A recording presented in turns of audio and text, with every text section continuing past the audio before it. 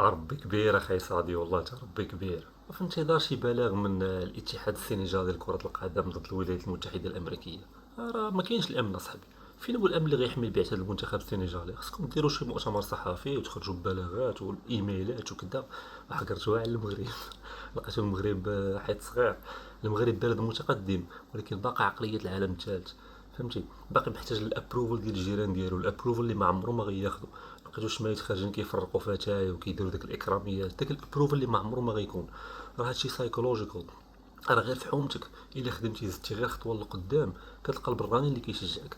اما ولد حومتك اللي كابر معاك ما كيتقبلش انك تزيد واحد الخطوه وتفوتو.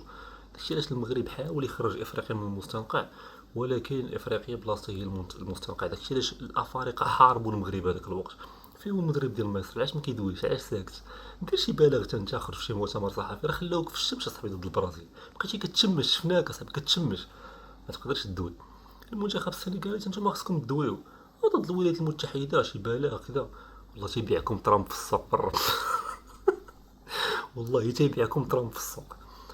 حيت الامريكان ما محتاجاش لكاس العالم. توقف على مشجع في الزنقه في كاس العالم، ما عرفتوش ملعب كاس العالم، مسوقينش اصاحبي. العالم الاول منظمين، ما كاين لا حافلات ماشي مستوى خيالي، ما كاين حتى حاجه زايده على داكشي اللي مطلوب منه. ودويو اصاحبي على حقكم. فين هو الامن؟ فين هو؟